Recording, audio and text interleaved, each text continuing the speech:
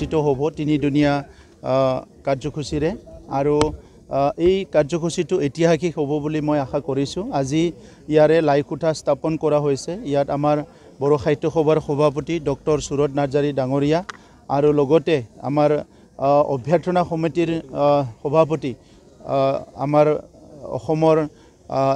অসম এছেম্বলিৰ অধ্যক্ষ বিশ্বজিৎ দৈমাৰী ডাঙৰীয়াৰ লগতে বহুতখিনি ডিগনিটেৰিজ ইয়াত উপস্থিত আছে। দল সংগঠন সবে উপস্থিত আছে।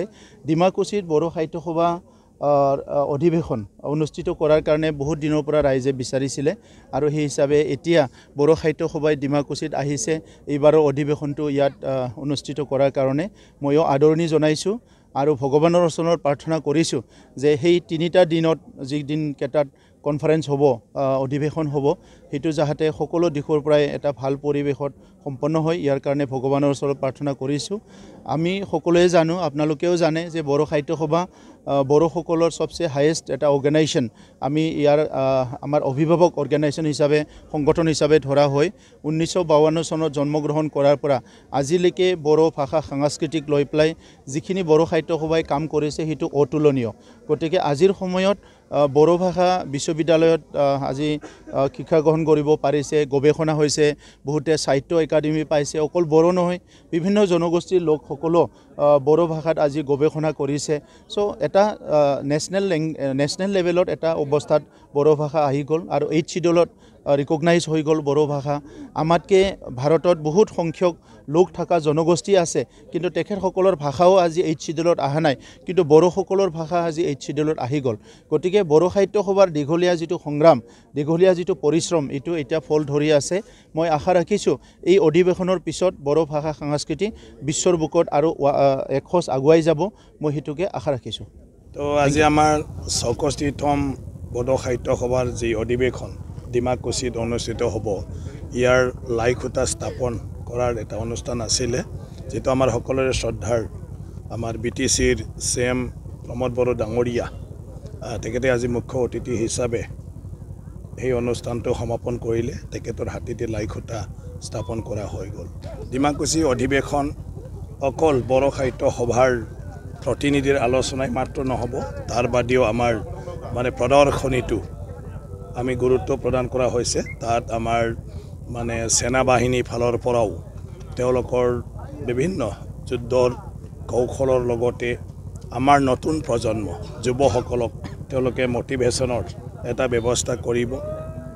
আৰু ইয়াৰ বাদেও আমাৰ কৃষি বিভাগ, তাতেও আমাৰ বহুতো আমাৰ নতুন যুৱ চামক আধুনিক খেতি পদ্ধতিৰ বিভিন্ন মেচিনাৰী ব্যৱহাৰৰ এই বিষয়বিলাকৰ ওপৰত তাত আমাৰ মটিভেশ্যনেল প্ৰগ্ৰাম হ'ব। আমাৰ অইলৰ পৰাও আমাৰ ভাল এটা এক্সিবিশ্যন তেওঁলোকে কৰাৰ কাৰণে আমাক কৈছে। তাৰ বাদেও বিভিন্ন বিভাগৰ ইয়াত এক্সিবিশ্যন হ'ব। তাৰপিছত আৰু আমাৰ বহুতে নাজানে, আমাৰ ইউনিভাৰ্চিটিৰ head of the department Ismail Hussain ডাঙৰীয়া আছিলে, আজিও তেওঁ গুৱাহাটী ইউনিভাৰ্চিটিত বড়ো বিভাগৰ প্ৰবক্তা হয়। বাকী ইয়াত প্ৰতিনিধি হিচাপে নেপালৰ বড়োসকল আহিব, বাংলাদেশৰ বড়োসকল আহিব। বাংলাদেশৰ বড়োৰ লগতে যিমান আমাৰ অসমীয়া মূল খুঁটিৰ মানুহ আছে, তাত আছাম বুলি কয় জাতিক বাংলাদেশৰ ৰাঙামাটিত আছে, তেখেতসকলকো আমন্ত্ৰণ জনাইছোঁ, তেখেতসকলেও আহিব। আৰু দেউৰীসকলো আছে, তেখেতসকলেও আহিব বাংলাদেশৰ পৰা। বড়োক তাত ত্ৰিপুৰা বুলি জনাজাত, গতিকে তেওঁলোকে চবে বাংলাদেশৰ পৰা আহিব। নেপালৰ পৰাও আহিব চব। বাকী ৱেষ্ট বেংগল, নাগালেণ্ড, অৰুণাচল, মেঘালয়া সেই গোটেইবিলাক ৰাজ্য, ত্ৰিপুৰা, তাৰ পৰা গোটেই বড়োমূলীয় গোটেই প্ৰতিনিধিসকল এই সাহিত্য সভাখনত আহিব। মুখ্যমন্ত্ৰী ডাঙৰীয়া আহিব, আমাৰ গভৰ্ণৰ ডাঙৰীয়া, বাকী অন্য গভৰ্ণৰবিলাকক আমি আমন্ত্ৰণ জনাইছোঁ। জিষ্ণু দেৱবৰ্মা ডাঙৰীয়া ত্ৰিপুৰাৰ পৰা, তেওঁ আগতে উপ মুখ্যমন্ত্ৰী আছিলে, এতিয়া তেলেংগানাৰ তেওঁ গভৰ্ণৰ। তাৰপিছত ৰমেন ডেকা ডাঙৰীয়া আমাৰ ইয়াৰে ঘৰৰ সাংসদ আছিলে 2টা টাৰ্মৰ, তেওঁ আজি ছত্তীশগড়ত গভৰ্ণৰ হৈ আছে, তেখেতকো আমি আমন্ত্ৰণ জনাইছোঁ। তেখেতেও চিডিউলটো চাই আছে, কেইদিনমান পিছত কনফাৰ্মেশ্যন আহি যাব। ধৰ্মেন্দ্ৰ প্ৰধান ডাঙৰীয়াক আমি মুখ্য অতিথি হিচাপে বিচাৰিছোঁ বড়ো সাহিত্য সভাই, গতিকে তেখেতে চিডিউলটো চাই পেলাই আমাক ফাইনেল জনাই দিব। গতিকে অলৰেডি প্ৰায় ব্যৱস্থাবিলাক আমি কৰি আছোঁ। ঘৰত আনন্দ আৰু সম্পৰ্কৰ চমক বজাই ৰাখিবলৈ জৰুৰী হৈছে সকলো আনন্দময় মুহূৰ্তত মৰমৰ উপহাৰ দিয়াটো। সেইবাবে মধুশ্ৰী জুৱেলাৰ্ছে আনিছে সকলো ৰঙীন ক্ষণৰ বাবে বিশেষ গহনা। হীৰাৰে হওক, সোণৰে হওক বা ৰূপৰে হওক, শ্ৰেষ্ঠ ডিজাইনছ আৰু হলমাৰ্কযুক্ত গহনাই ৰাখে সম্পৰ্কক নিখুঁত। তেনেহ'লে আজিয়ে আনক আনন্দ মধুশ্ৰী জুৱেলাৰ্ছৰ সৈতে।